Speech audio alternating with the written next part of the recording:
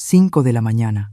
La cocina en Guadalajara estaba tan silenciosa que podía oír claramente el chisporroteo del aceite caliente en el sartén, como latidos de un corazón que se esforzaba por no romperse.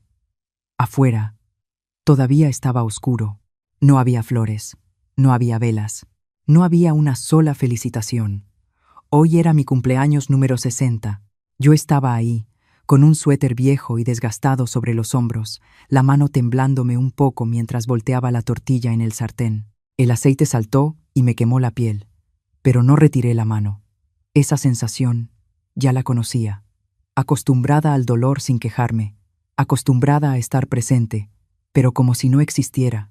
Desde las escaleras, la voz de mi nuera cayó sobre la cocina, afilada y fría como un cuchillo en la mañana. ¡Ya estás vieja! ¿Y todavía no has hecho de comer? ¿Quieres que toda la familia se muera de hambre? No respondí. No porque no doliera, sino porque en ese momento me di cuenta de algo más aterrador que el insulto. Mi silencio se había vuelto algo normal para ellos, como el aire, como la cocina, como un objeto que siempre está ahí para servir. Me llamo Esther, tengo 60 años, soy madre, soy abuela, y esa mañana, por primera vez en mi vida, me pregunté, si algún día desapareciera, ¿esta familia se daría cuenta? Estoy muy feliz de que estés aquí. Si estás escuchando esta historia, dale like, suscríbete al canal y dime desde dónde estás escuchando mi historia. De verdad quiero saber hasta dónde han llegado estas historias. Después de esa frase, la cocina volvió a hundirse en el silencio. No el silencio tranquilo de la madrugada, sino uno pesado, que aplasta el pecho y no deja respirar. Yo seguí junto a la estufa, volteando la comida, apagando el fuego, sirviendo los platos como todos los días. Cada movimiento era tan automático que no necesitaba pensar. 5 años llevaba viviendo así, sostenida solo por la costumbre. El día que me fui a vivir con mi hijo Julián y mi nuera Camila, pensé que era la decisión correcta. Julián me dijo, «Mamá, vente para acá, así la casa se siente más viva y nos ayudas con el niño». Camila, en ese entonces, sonreía con esa sonrisa educada de una mujer recién casada, todavía distante pero no fría. Yo confié en mi hijo, confié en que la familia era el lugar donde una más se necesita cuando ya se ha pasado la mitad de la vida. Los primeros meses fueron tranquilos. Me levantaba temprano a cocinar porque siempre lo había hecho, desde que mi esposo aún vivía. El desayuno de Julián debía ser completo. El almuerzo de Camila era de dieta, y en la cena había que preparar algo especial para Mateo, mi nieto, que apenas tenía 3 años. No me molestaba, al contrario, me sentía útil. Por las tardes recogía a Mateo del kinder, le daba de comer, le enseñaba sus primeras palabras. Me llamaba abuelita con su voz infantil, y cada vez que lo hacía, mi corazón se ablandaba. Pero poco a poco, todo empezó a cambiar.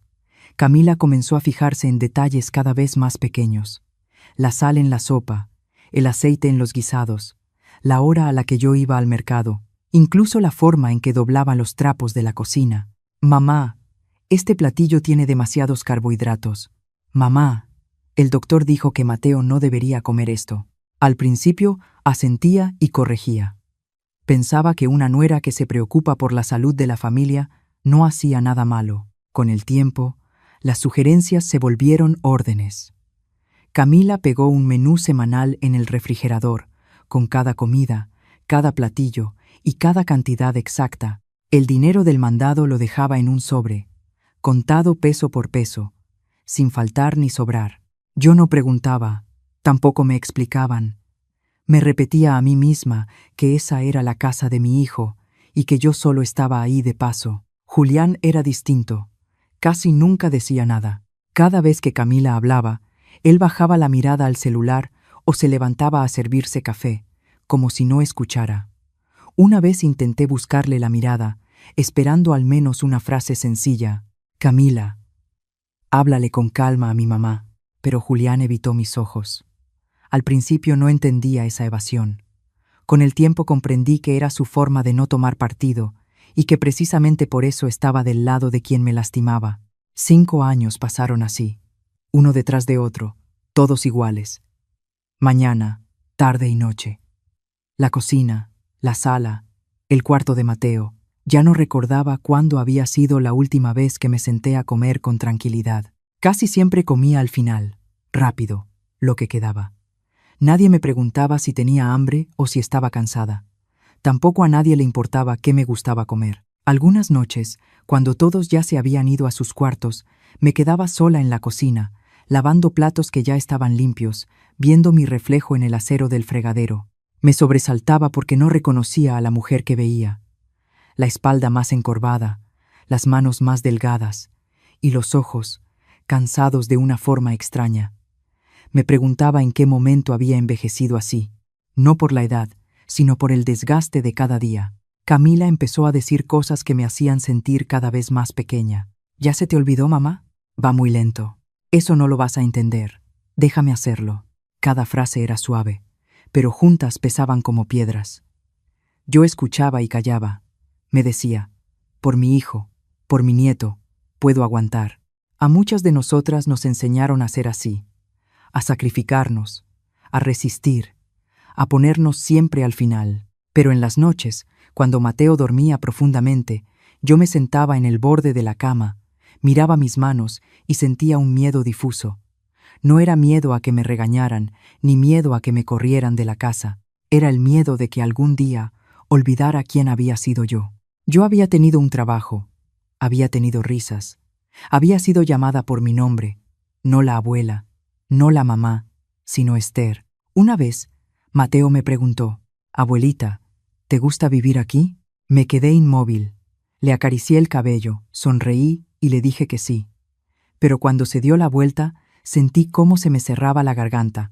Ya no sabía si me gustaba o no. Lo único que sabía era que, con cada día que pasaba, yo me volvía como una sombra dentro de esa casa.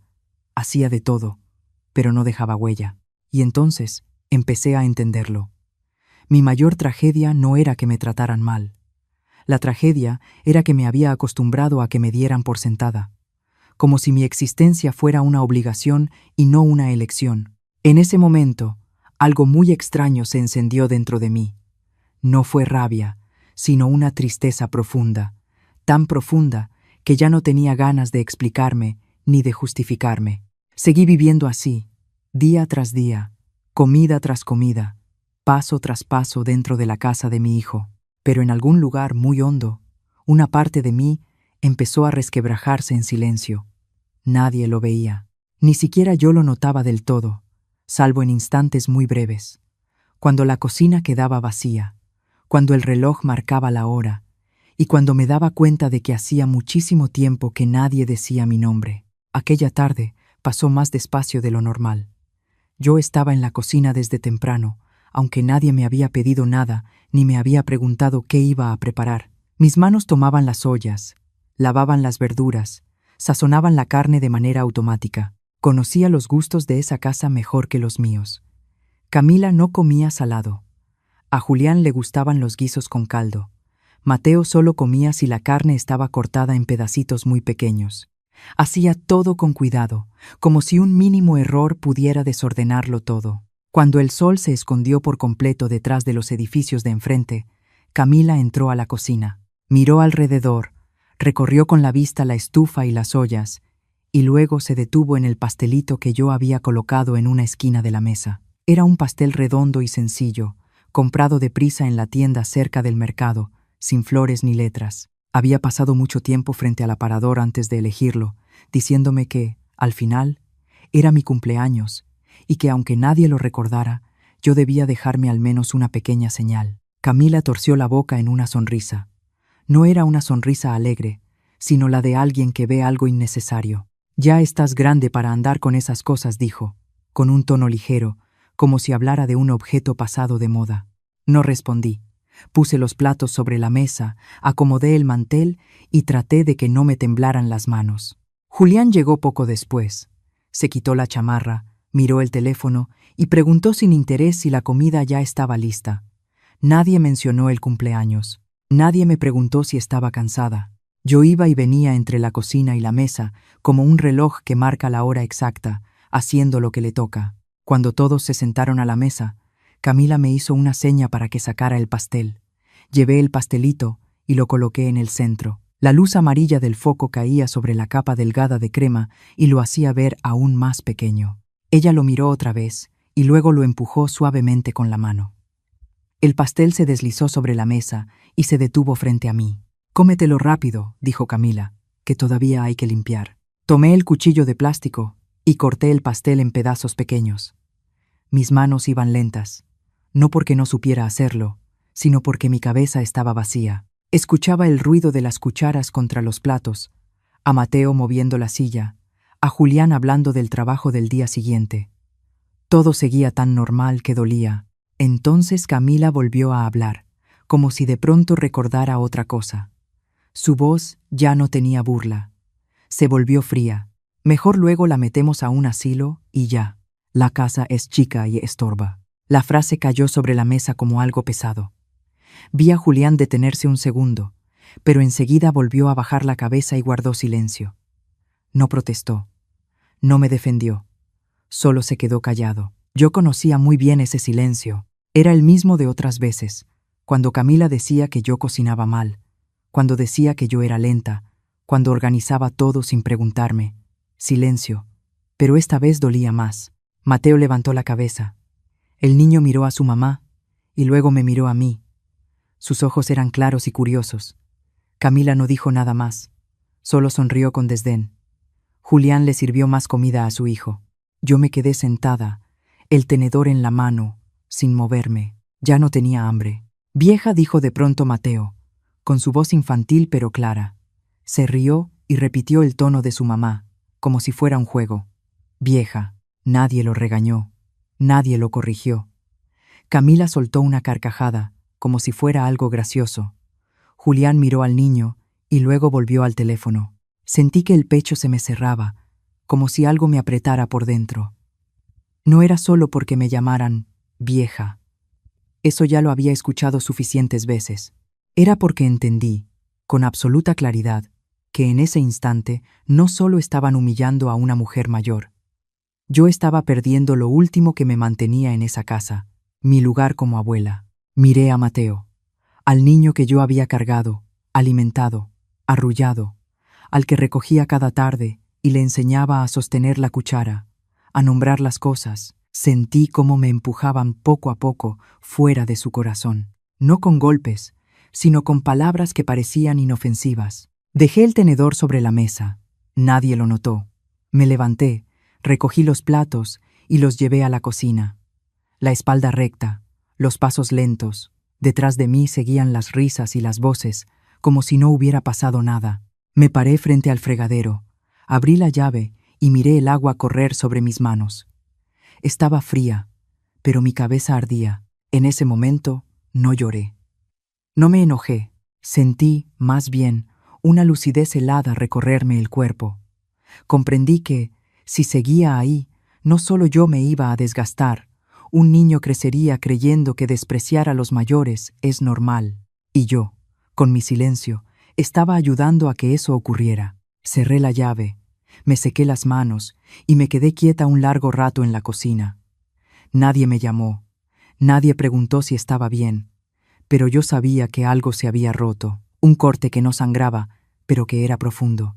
Y desde ese corte empecé a mirar esa casa con otros ojos, ya no como un lugar al que yo debía esforzarme por pertenecer, sino como un lugar donde debía preguntarme si, quedándome ahí, todavía era alguien. Esa noche no pude dormir. Mi cuarto pequeño estaba a oscuras. Solo la luz del alumbrado entraba por la rendija de la cortina y dibujaba sombras delgadas en el piso. Me acosté de lado, escuchando la respiración tranquila de la casa, el murmullo del aire acondicionado, el paso lejano de los coches y, por encima de todo, el vacío en el pecho. La frase de la mesa seguía ahí, sin gritos ni violencia, pero pesada como una piedra sobre el corazón. Ya no dolía de forma punzante. En su lugar había una claridad fría que me mantuvo con los ojos abiertos durante mucho tiempo, en la oscuridad. A la mañana siguiente, todo pasó como de costumbre. Yo me levanté temprano, le preparé café a Julián y alisté el desayuno para Mateo. Camila bajó y dijo un par de frases cortas sobre el plan del día. Nadie mencionó lo de anoche. Nadie pidió perdón. Esa casa tenía una costumbre extraña. Toda herida quedaba tapada con la normalidad. Y esa normalidad, entendí de pronto, era lo más peligroso. Mientras acomodaba y limpiaba, encontré una grabadora vieja en el último cajón. Llevaba ahí desde hacía mucho, desde que mi esposo todavía vivía. La usábamos para anotar cosas pequeñas. La tomé, le quité el polvo y la encendí para probarla. El sonido era bajo, seco, pero claro. Me quedé quieta un momento con la grabadora en la mano y por primera vez me pregunté, ¿y si algún día empiezo a dudar de mi propia memoria? Si ellos siguen diciendo que soy demasiado sensible, que escuché mal, que entendí mal, ¿cómo voy a saber que todavía estoy cuerda? No la encendí para grabar de inmediato. Me la guardé en el bolsillo, como un peso silencioso. Ese día hice todo un poco más despacio. Nadie lo notó. Camila seguía hablando. Julián seguía callado. Mateo seguía corriendo de un lado a otro. Y entonces, cuando Camila me dijo que yo había escuchado mal, que ella nunca había dicho eso, apreté el botón de grabar por primera vez. Nadie lo vio, nadie lo supo, pero yo sí, y eso bastaba. En los días siguientes, grabé todo con regularidad, no para señalar errores, no para castigar, sino para sostener un hilo delgado que me mantuviera unida a la verdad. Cada vez que Camila hablaba con una voz ligera como el viento, pero filosa como un cuchillo, cada vez que Julián evitaba mirarme a los ojos, cada vez que Mateo repetía una frase de adultos con esa inocencia de niño, yo lo grababa en silencio. Yo seguía callada, pero mi silencio había cambiado de color. Ya no era aguante ciego, era observación. Por las noches, cuando todos ya dormían, me sentaba junto a la mesita de mi cuarto y sacaba papel y pluma. Me temblaban un poco las manos, no por miedo, sino porque nunca había hecho algo así. Escribí cartas, no largas, no adornadas, solo lo necesario antes de que me faltara el valor para decirlo. La carta para Julián fue la más difícil. La escribí y la rompí. La rompí y la volví a escribir. Al final dejé que las palabras fueran directas, sin rodeos. Escribí sobre mi decepción, no porque no me hubiera defendido una sola vez, sino porque había elegido su propia tranquilidad por encima de la dignidad de su mamá. No lo acusé, no lo regañé. Solo escribí que su silencio le estaba enseñando a su hijo a hacerse el ciego ante la injusticia, y eso me dolía más que cualquier cosa que hubiera dicho Camila. La carta para Camila fue más corta. No me extendí. Escribí sobre límites. Que yo era una mujer mayor, sí, pero seguía siendo una persona. Que no necesitaba que me quisieran, pero sí necesitaba respeto. Que el control, aunque se disfrace de lo mejor para la familia, sigue siendo una forma de violencia psicológica. No esperaba que cambiara de inmediato. Solo dije que yo no iba a seguir viviendo en un lugar donde mis límites no existían. La última carta la escribí para Mateo. Tuve que detenerme muchas veces. La letra me temblaba más que nunca. No escribí sobre los problemas de los adultos. Le escribí sobre la bondad, que, cuando creciera, ser fuerte no sería hablar más alto que los demás, sino saber escuchar. Que querer a alguien no es mandar, sino respetar. No sé cuándo leería esa carta, pero yo creía que las semillas sembradas temprano, aunque sea en silencio, también pueden brotar. Cuando doblé las cartas, sentí algo muy extraño. No era alivio, ni era dolor. Era claridad. Por primera vez en mucho tiempo, yo sabía exactamente lo que estaba haciendo. Guardé las cartas en sobres y las dejé en el cajón. La grabadora quedó a un lado. El cuarto estaba en silencio, pero ya no se sentía vacío. Desde ese día, me quedé más callada que antes. No discutía, no explicaba. Camila parecía satisfecha, porque pensaba que yo ya había entendido. Julián también se veía menos tenso. La casa se volvió tranquila, pero era una tranquilidad falsa. Debajo de esa calma, yo me estaba preparando. No para pelear, sino para irme. Empecé a ordenar mis cosas poco a poco, sin prisa, sin que se notara. Solo me quedé con lo que realmente era mío. Cada vez que metía algo a la bolsa, sentía que recuperaba una parte de mí que se había perdido. Yo seguía cocinando, seguía recogiendo a Mateo, seguía limpiando la cocina como siempre, pero por dentro una puerta ya se había cerrado. Y detrás de esa puerta Yo estaba aprendiendo a caminar, por primera vez, no por nadie más, sino por mí.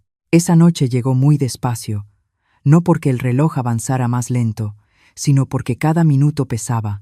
Me senté en la orilla de la cama y miré la maleta abierta en el piso, con las cosas que había ido eligiendo durante días. No eran muchas. Un par de mudas de ropa vieja, pero limpia. Un rebozo con las orillas ya gastadas. La libreta pequeña que yo guardaba en el cajón. Doblé cada cosa con cuidado, como si estuviera despidiéndome de una parte de mi vida. El cuarto estaba en calma. Desde afuera se escuchaban pocos coches en la ciudad de noche. Guadalajara no estaba ruidosa, solo llena de silencios largos. Me levanté y subí el cierre de la maleta muy despacio. El sonido del zip fue suave, pero en mis oídos sonó extrañamente claro. Me detuve un segundo, respiré hondo y puse la mano en el asa, como recordándome que ya era hora. Abrí la puerta del cuarto y salí al pasillo. La luz amarilla y tenue caía sobre el piso y formaba sombras largas, torcidas. Pasé frente al cuarto de Mateo. La puerta estaba entornada. Me detuve y miré hacia adentro. Dormía profundamente, con el rostro en paz y sus manitas sobre el pecho. Quise entrar, quise acomodarle la cobija, quise besarle la frente como siempre, pero no lo hice. Tenía miedo de que, si lo tocaba, toda la firmeza que había juntado se deshiciera como sal en el agua. Seguí caminando hasta la sala. La maleta rodaba suave y las ruedas hacían un ruido mínimo. Me pegué a la pared, como una costumbre que ya traía metida en el cuerpo. La costumbre de no hacer ruido, de no molestar a nadie. Frente a la puerta principal, me detuve. Puse la mano en la cerradura. Estaba fría. Sentí mi corazón con claridad. No iba rápido ni desordenado, solo constante. Una calma extraña me cubrió por completo. En ese momento, la luz de la sala se encendió. «¿Ma?» La voz de Julián sonó ronca de sueño. Estaba al final de las escaleras, con la pijama todavía desarreglada y los ojos abiertos de sorpresa. «¿A dónde vas a estas horas?» Me volteé y miré a mi hijo. Por primera vez en muchos años, lo miré sin estar esperando nada, sin pedir que entendiera, sin pedir que me pidiera perdón. Solo lo miré, como se mira a alguien que ya creció, que ya tiene su propia vida y que ya tomó sus propias decisiones. «Ya despertaste», dije, con un tono tan normal que hasta a mí me sorprendió. Bajó unos escalones, miró la maleta y luego me miró a mí. El pánico se le notaba en la cara. «Ma, no hagas esto. Si pasa algo, dímelo. Yo voy a hablar con Camila. Quédate». Yo no respondí de inmediato. Jalé la maleta un poco más para dejarla justo en el umbral de la puerta. Julián se acercó más, con la voz apresurada. «Te lo prometo. Voy a cambiar. Voy a poner más atención. Camila solo tiene carácter fuerte. Tú entiendes. Ma». Escuché esas palabras con total claridad. Ya las había oído muchas veces, de distintas maneras, pero esa noche ya no pesaban igual. Miré a Julián y en sus ojos vi miedo. No exactamente miedo de perder a su mamá, sino miedo de que todo lo familiar se moviera de lugar. «No tienes que prometer nada», dije despacio, «y tampoco tienes que decirle nada a Camila. Pero si te vas, ¿qué va a pasar con esta casa?» Se le salió de golpe, y al darse cuenta de lo que acababa de decir, se quedó callado. Esa pregunta quedó flotando entre los dos. Yo sonreí apenas, sin amargura, sin burla. «¿Ves?», dije. «Eso es exactamente lo que yo siempre he sido». Julián se quedó callado. Bajó la cabeza, con las manos apretadas. Yo sabía que, si esperaba un poco más, él iba a llorar, iba a suplicar, iba a decir palabras que me ablandarían el corazón. Pero también sabía que, si en ese momento yo cedía, regresaría al mismo lugar, al mismo papel, y todo lo que había preparado perdería sentido. «Tú necesitas a alguien que haga el trabajo de la casa», dije, palabra por palabra, con claridad, sin alzar la voz. «Pero yo necesito dignidad». Julián levantó la mirada, con los ojos enrojecidos. Abrió la boca, pero no le salió ninguna palabra. Yo no esperé respuesta. Me volteé, puse la mano en la cerradura y abrí la puerta. El aire de la noche entró de golpe, fresco, con ese olor conocido de la calle. Jalé la maleta hacia afuera, crucé el umbral y, en ese instante, sentí algo muy extraño. No era dolor, ni alivio, sino una sensación de enderezarme, como si mi espalda por fin se estirara después de años de estar encorvada. A mis espaldas, Julián dijo mi nombre, una sola vez, y luego silencio. Yo no volteé, no porque no lo hubiera escuchado, sino porque yo sabía que, si me daba la vuelta, tendría que explicarle, tendría que consolarlo, tendría que quedarme, y esa noche ya no me alcanzaban las fuerzas para hacer eso. Seguí caminando, paso a paso, parejo, con la maleta rodando detrás de mí. Afuera, en la banqueta, pedí un taxi por aplicación. El chofer no me hizo preguntas, solo abrió la cajuela y metió mi maleta. Cuando el coche arrancó, vi por el retrovisor la calle donde había vivido en silencio, y no sentí nostalgia. Sentí decisión. El camino de enfrente era oscuro, pero no era confuso. Caminé despacio, sintiendo cada pisada sobre el suelo, sin lágrimas, sin prisa, solo con una decisión tomada desde hacía mucho tiempo y que por fin me permitía cumplir. Yo ya había llamado días antes. Pregunté requisitos, precio y disponibilidad. Me dijeron que había un cuarto sencillo pero libre. El camino que me llevó al residencial Santa Luz estaba silencioso en la madrugada. El cielo todavía estaba gris, el aire era fresco, y el olor a tierra húmeda se mezclaba con el viento. Me bajé del coche, jalé la maleta por la entrada y las ruedas sonaron suaves sobre el piso de piedra. Nadie me preguntó de dónde venía. Nadie me miró con desconfianza. El vigilante solo asintió con una sonrisa tranquila, como si mi presencia fuera lo más normal del mundo. Por primera vez en muchísimo tiempo, sentí que me recibían sin pedirme explicaciones. Mi cuarto estaba al final del pasillo, con una ventana que daba a un jardincito. Cuando la trabajadora abrió la puerta, la luz de la mañana entró y cayó sobre la cama bien tendida, la mesita de madera sencilla y un closet justo del tamaño necesario. No era grande, no era lujoso, pero era mío. Dejé la maleta en el suelo, me quedé quieta un momento y respiré hondo. Esa sensación era extraña. ¿Cómo entrar a una casa después de años de vivir prestada en otro lugar, donde todo se siente a la vez desconocido y familiar? Puse la mano en el marco de la ventana, toqué la madera fría y de pronto lo entendí. Aquí nadie estaba esperando que yo hiciera el desayuno. Los primeros días pasaron despacio. Me levantaba a mi hora, preparaba café y me sentaba junto a la ventana a ver cómo subía el sol. El canto de los pájaros en el jardín no era escandaloso, solo lo suficiente para recordarme que la mañana ya había llegado. Caminaba por el lugar y miraba rostros de mi misma edad, cada quien cargando su propia historia. Nadie me preguntaba qué había hecho por mis hijos. Me preguntaban a qué hora me gustaba caminar, si prefería té o café. Preguntas pequeñas, pero que me hacían sentir vista como una persona independiente. Conocí a doña Rosa una tarde, en la cocina comunitaria. Estaba picando cebolla, entrecerraba un poco los ojos por el ardor, pero seguía sonriendo. ¿Usted acaba de llegar?, me preguntó, con una voz cálida. Yo asentí y dije mi nombre. Ella dejó el cuchillo, se secó las manos en el mandil y me miró con un poco más de atención, como si estuviera leyendo algo en mi cara. Aquí todas llegamos con una maleta parecida, dijo. Lo importante es cuando decides abrirla. Nos sentamos a platicar en una mesa de madera. Doña Rosa me contó de su vida, de sus años de trabajo, de una familia que ahora solo existía en llamadas cortitas. Yo la escuché, y luego le conté un poco de mí. No mucho, no hacía falta decirlo todo. En Santa Luz aprendí algo nuevo.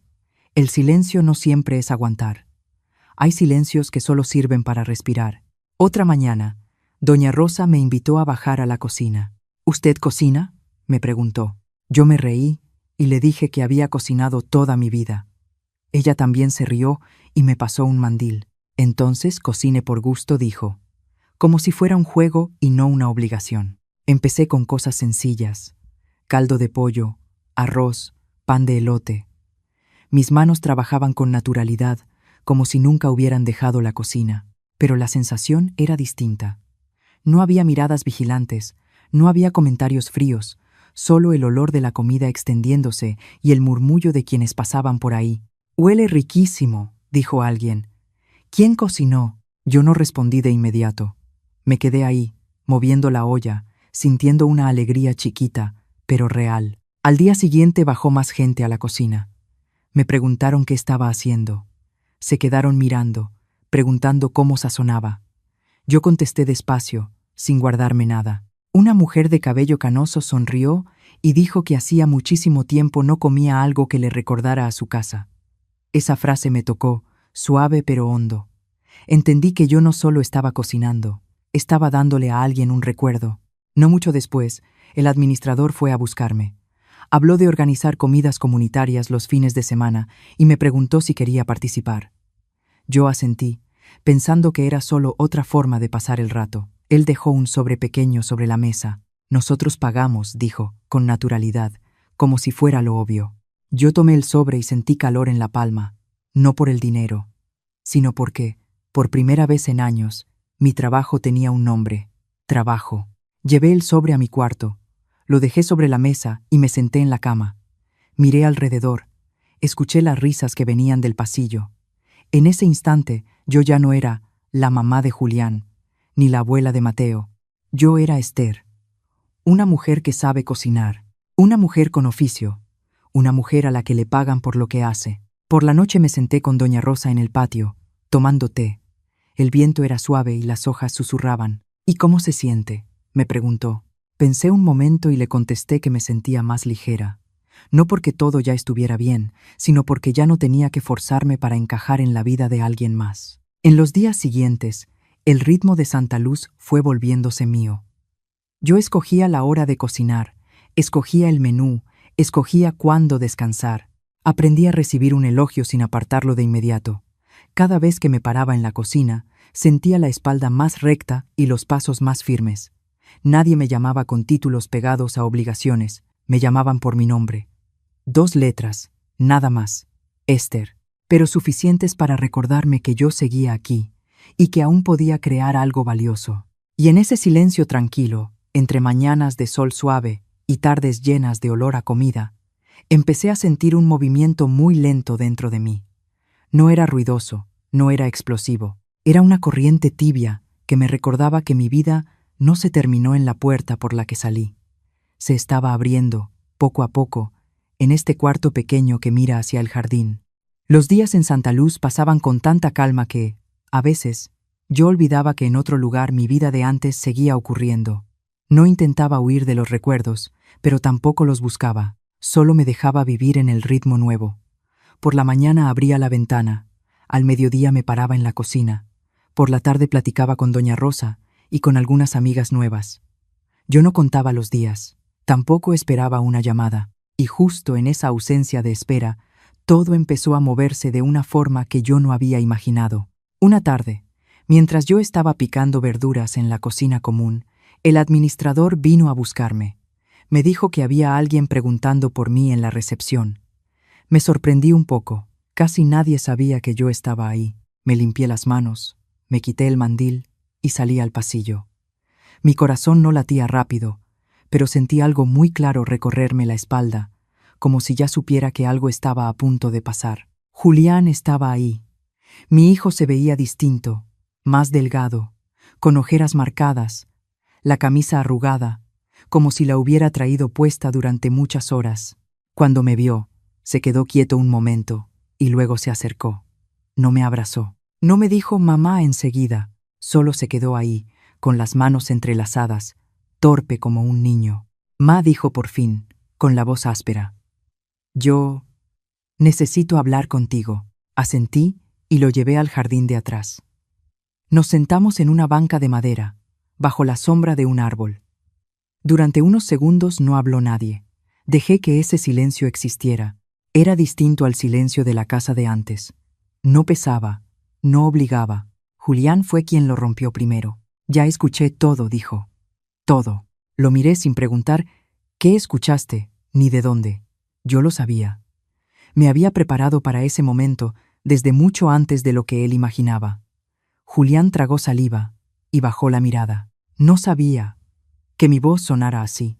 No sabía que me había quedado callado tantas veces. Sacó el teléfono, con la mano temblándole un poco. Escuché cada grabación, cada vez que no dije nada, cada vez que me fui, cada vez que Camila hablaba y yo fingía no oírla. La voz se le quebró al final. Pensé que estaba evitando conflictos, pero en realidad estaba del lado de quien te estaba lastimando. No lo interrumpí. Lo dejé hablar. Yo ya había hablado suficiente en esta vida. Ahora era turno de otros de escucharse a sí mismos. Julián levantó la vista, con los ojos enrojecidos. Volví a escucharlo todo y me odié. Escuché tu silencio, y entendí que ese silencio era más fuerte que cualquier grito. Una brisa ligera cruzó el jardín. Las hojas se movieron apenas. Sentí un cansancio profundo, pero ya sin amargura. Solo cansancio. Julián estaba sentado ahí como alguien que acaba de ver un cuadro que llevaba años colgado al revés. Camila también escuchó, continuó, con la voz más baja. Se lo puse. Fruncí ligeramente el ceño, no por sorpresa, sino porque sabía que eso no sería fácil. Julián me contó despacio, palabra por palabra. Al principio, Camila lo negó todo. Dijo que era un malentendido, que yo era demasiado sensible, que convivir siempre genera tensiones. Pero cuando una grabación siguió a la otra, cuando su voz se repitió una y otra vez, pareja, controladora, minimizante, Camila empezó a quedarse en silencio. No el silencio al que yo estaba acostumbrada antes, sino el silencio de alguien que ya no tiene dónde esconderse. Lloró, dijo Julián, con una confusión clara en la voz. No lloró porque la descubrieran. Lloró como si fuera la primera vez que se escuchaba a sí misma desde afuera. Pude imaginar la escena con mucha claridad. Una mujer escuchando su propia voz, sin el filtro de las buenas intenciones, sin las justificaciones de siempre. Solo quedaba el sonido desnudo del poder y del desprecio. Julián contó que Camila se sentó en el piso, con la cabeza entre las manos. Habló muy bajito, casi en un susurro. No sabía que me pareciera tanto a mi mamá, dijo Camila.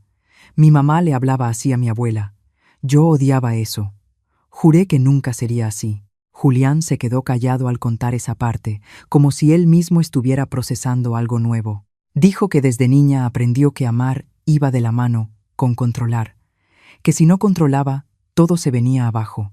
No se justificó, solo dijo que estaba repitiendo lo que ella misma había sufrido. Yo escuchaba, y dentro de mí no había satisfacción, tampoco un perdón inmediato, solo una comprensión más clara de ese círculo invisible en el que muchas personas, sobre todo mujeres, quedan atrapadas. La violencia no siempre hace ruido, a veces se transmite en el tono de voz, en los hábitos, en la idea de que eso es normal. Julián me miró con una mezcla de arrepentimiento y esperanza.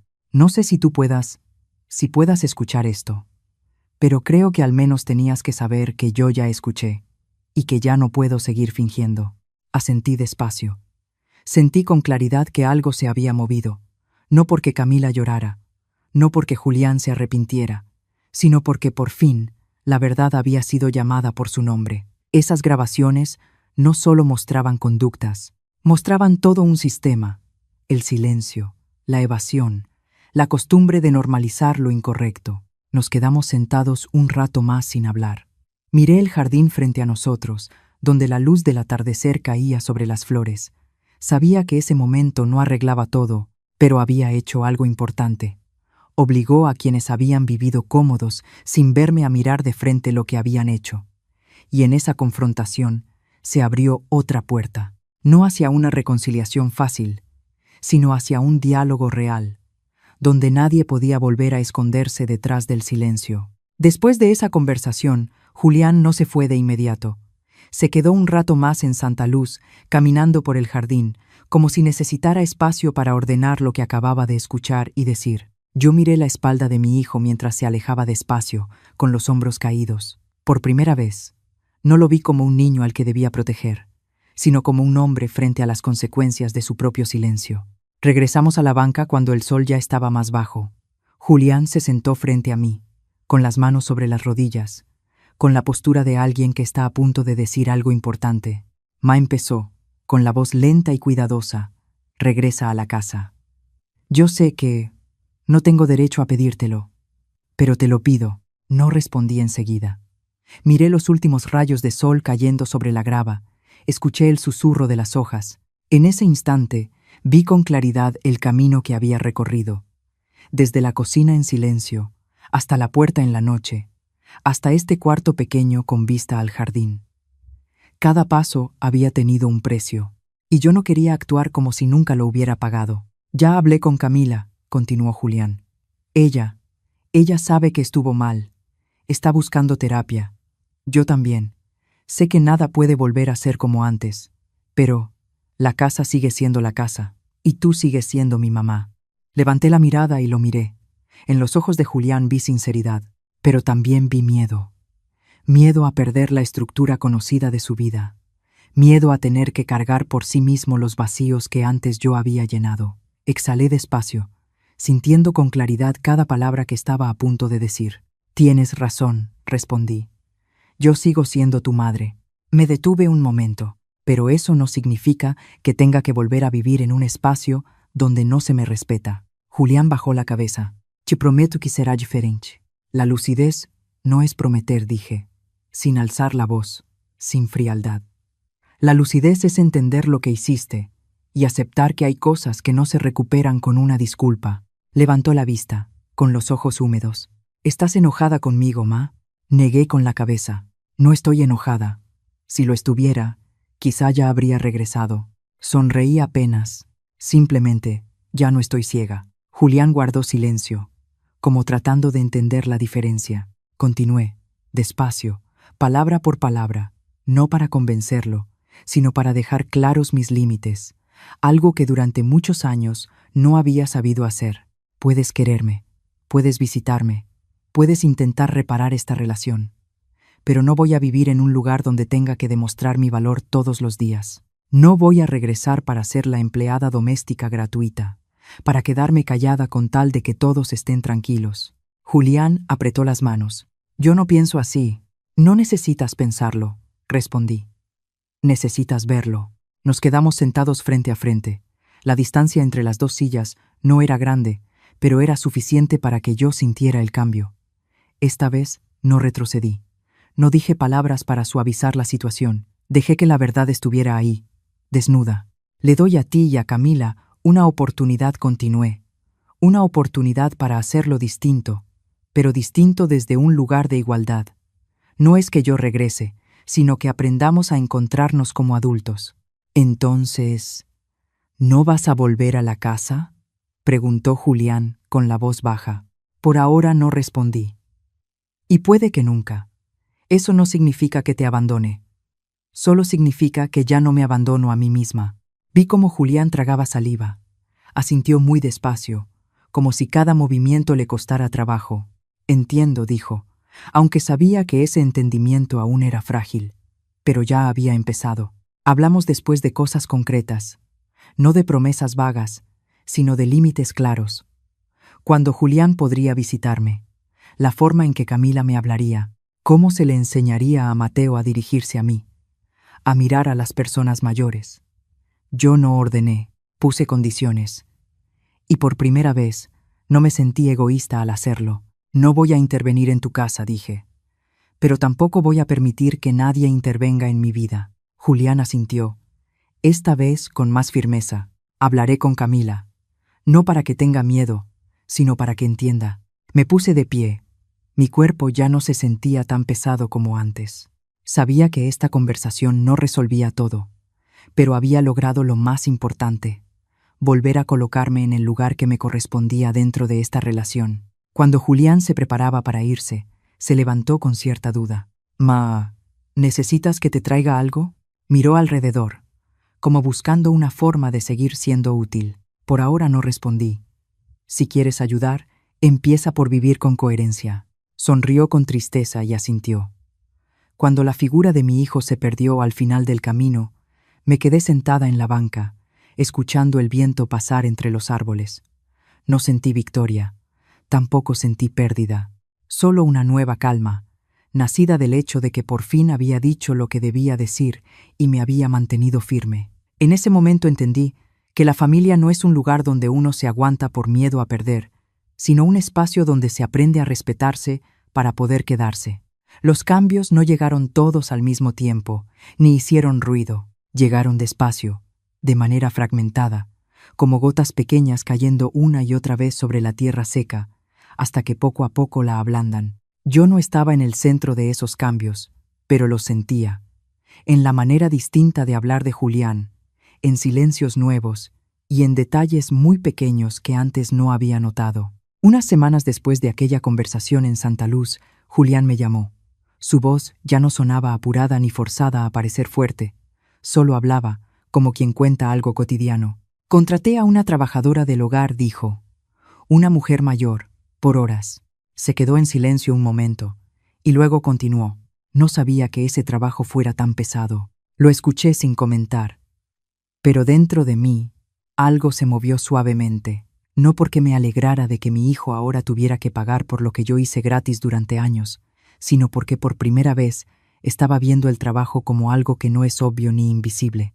Me contó que la trabajadora solo iba unas cuantas horas y luego se iba, que solo cocinar y hacer la limpieza básica ya obligaba a toda la casa a reorganizarse. Julián dijo casi en un murmullo, como hablándose a sí mismo. No entiendo cómo tú podías hacer todo eso todos los días. Camila también cambió, aunque de una manera más cautelosa. No la veía seguido. La mayoría de lo que sabía venía por Julián, y a veces por silencios distintos en los pocos encuentros que teníamos. Julián me contó que Camila empezó a ir a terapia. Al principio, porque él se lo sugirió, después porque ella misma quiso entender qué la había llevado a convertirse en la mujer que odiaba cuando era niña. Yo no pregunté detalles. No necesitaba saber cuántas veces lloró ni qué dijo en esas sesiones. Lo importante era que, cuando Camila me hablaba, su tono era distinto, más lento, con menos órdenes, y había momentos, muy pocos, en los que se detenía a la mitad de una frase, como si estuviera pensando si lo que iba a decir podía lastimar a alguien. Mateo fue quien cambió de la forma más clara, y también quien más me ablandó el corazón. Al principio, dudaba al verme. Quizás se había acostumbrado a una versión mía dentro de la casa antigua, siempre ocupada, siempre callada, siempre disponible. En Santa Luz, yo no corría tras él, no le recordaba que comiera, no le acomodaba la ropa, solo me sentaba y esperaba. Una tarde, cuando Julián llevó a Mateo a visitarme, el niño se quedó a unos pasos de mí, me miró y de pronto corrió hacia mí, abrazándome las piernas. Abuelita me llamó, con una voz pequeña pero clara. No era una imitación de los adultos, ni una risa burlona. Era una forma natural, cálida. Me agaché y lo abracé, sintiendo el olor a sol y a jabón en su cabello. No dije nada. Sabía que hay cosas que no necesitan explicación. Solo necesitan el espacio adecuado para volver. Mi vida en Santa Luz siguió abriéndose en direcciones que nunca había imaginado. La clase de cocina empezó siendo solo unas cuantas sesiones, con pocas personas. Yo estaba en la cocina, enseñando, compartiendo consejos muy sencillos. Nadie me llamaba la señora, me llamaban Esther. Un día, el administrador me dijo que un reportero de un medio local quería venir a grabar. Me sorprendí y casi dije que no. Pero doña Rosa sonrió y me dijo, no tienes que ser especial, solo tienes que ser tú. La grabación fue sencilla. Cociné un platillo conocido, hablando mientras trabajaba, no de dolor, sino de cocinar como una forma de cuidarse a una misma. El reportero me preguntó cómo me sentía al empezar de nuevo a esta edad. Respondí con honestidad, que no estaba empezando de nuevo, solo estaba continuando, pero con más respeto hacia mí misma. Cuando el reportaje salió al aire, algunas personas me reconocieron, me saludaron en el pasillo y me dijeron que se habían visto reflejadas en mi historia. Yo escuché, no aconsejé, no di lecciones. Sabía que, a veces, existir con dignidad ya es un mensaje lo suficientemente fuerte. Julián empezó a visitarme con más frecuencia, no para pedirme que regresara, sino para sentarse a tomar café, para contarme del trabajo, de las nuevas dificultades ahora que ya no había alguien cargando en silencio todo detrás de él. Aprendió a preguntar, aprendió a esperar una respuesta. Una vez dijo, muy bajito, creo que estoy aprendiendo a ser hijo otra vez. Yo no lo corregí. Tampoco lo consolé, solo asentí con la cabeza. Camila, en cambio, siguió manteniendo distancia. Pero esa distancia ya no era un muro, era más bien un límite trazado con claridad, lo suficiente para que cada quien estuviera en su lugar. Cuando me miraba, su mirada ya no era dura. Hubo una vez, muy breve, en la que dijo: «Estoy aprendiendo a hablar de otra manera». Yo asentí. No necesitaba disculpas largas, necesitaba cambios sostenidos. Y yo, cada mañana al despertar en la habitación que da al jardín, sentía que ya no me encogía. Mi espalda estaba más recta, mi voz más firme. Ya no era una mujer que tuviera que demostrar que merecía quedarse. Era una mujer que vivía, que trabajaba, que era vista. Aquello que antes había sido un sacrificio silencioso, ahora se había convertido en una elección consciente. Nada era perfecto. Todavía había días en los que extrañaba a Mateo hasta que me dolía el pecho. Todavía había noches en las que pensaba en la cocina antigua, pero esos recuerdos ya no me arrastraban de regreso. Solo me recordaban que había recorrido un camino largo, y que cada paso había dejado una huella, no huellas de sufrimiento, sino huellas de despertar. Un despertar silencioso, pero lo bastante profundo como para cambiar la manera en que yo estaba de pie en mi propia vida. El tiempo pasa sin avisar, pero deja marcas muy claras en la forma en que las personas se tratan entre sí. Un año después del día en que salí de la casa antigua, mi vida en Santa Luz se había vuelto un ritmo familiar, firme como un corazón que por fin había recuperado su propio aliento. Ya no contaba los días en el calendario colgado en la pared, ni despertaba con la sensación de tener que cumplir una lista invisible de obligaciones sin nombre. Despertaba por la luz del sol filtrándose entre las cortinas, por el canto de los pájaros en el jardín pequeño, por el aroma del café que alguien preparaba temprano al final del pasillo. Mi cumpleaños número 60, y uno llegó en silencio, sin esa mezcla de nervios y angustia del año anterior. Incluso lo olvidé, hasta que doña Rosa tocó la puerta de mi habitación por la mañana, con un pequeño ramo de flores en la mano, margaritas amarillas sencillas. «Feliz cumpleaños», Esther dijo, con una voz ligera como el viento. Me quedé inmóvil unos segundos y luego me eché a reír. Una risa sin esfuerzo, sin necesidad de ocultar nada. Le di las gracias, tomé el ramo y sentí que algo en mi pecho empezaba a calentarse muy despacio. Al mediodía, la gente del área común se reunió. Nadie avisó antes, nadie hizo alboroto, solo un pastel pequeño, unas cuantas velas y rostros conocidos. Me preguntaron si quería decir algo. Negué con la cabeza. No necesitaba un discurso, solo necesitaba sentarme ahí, escuchar sus risas, oír las historias sueltas, escuchar mi propio nombre dicho con naturalidad. No la mamá de alguien, no la abuela de alguien, solo Esther. Por la tarde llegaron Julián y Mateo. Reconocí los pasos de Mateo, incluso antes de verlo. Entró corriendo y me abrazó, con ese olor a sol y a jabón tan familiar. Abuelita me llamó, con una voz clara y firme. Me agaché y le acaricié el cabello. No necesitaba preguntarle por qué había venido, ni recordarle cuánto tiempo se quedaría. Julián estaba detrás, con una bolsita de papel en la mano. Miró alrededor, dudó un poco y luego sonrió. «Feliz cumpleaños», ma dijo, sin prisa, sin tensión. Solo un saludo, dicho a tiempo. Camila se quedó atrás. No avanzó, pero tampoco evitó el momento. Solo permaneció ahí, guardando una distancia justa. Yo la vi, y ella me miró. No hubo disculpas ni explicaciones, solo un leve movimiento de cabeza. Respondí con una mirada tranquila. Fue un instante breve, pero suficiente para que yo supiera algo. Hay límites que no necesitan romperse, solo respetarse. Nos sentamos en la mesa larga del patio. El aire estaba fresco.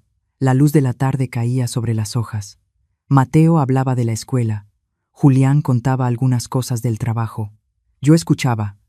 A veces hacía una pregunta. Nadie interrumpía. Nadie daba órdenes.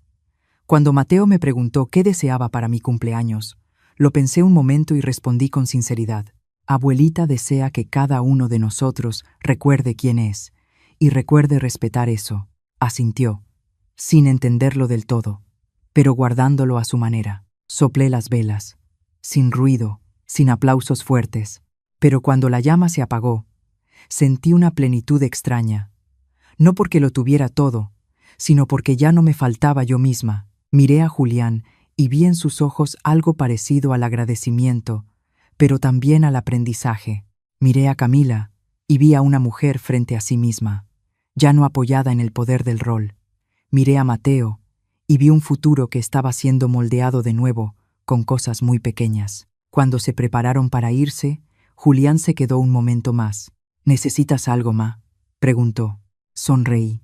Necesito que primero vivas con decencia contigo mismo, respondí.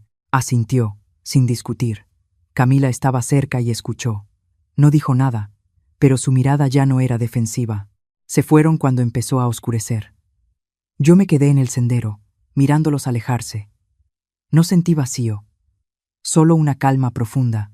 Regresé a la habitación, cerré la puerta y puse el ramo de flores sobre la mesa. La luz amarilla era suave. Me senté y solté el air despacio. Pensé en la pregunta que me había hecho el año anterior, en aquella cocina oscura. Si yo desaparecía, ¿mi familia lo notaría? Ahora sabía que la respuesta ya no era importante, porque yo no había desaparecido.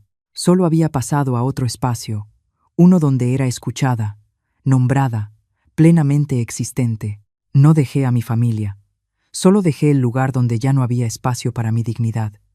Y desde ahí aprendí algo que quizá había olvidado durante mucho tiempo. La vejez no le quita el valor a una persona, solo el desprecio hace eso. Cuando se colocan límites, cuando se cuida la dignidad, la familia no se pierde, solo se redefine, con respeto, con elección y con un amor que ya no está atado al sacrificio ciego. Sentada en mi pequeña habitación, apagué la última vela que quedaba sobre el pastel.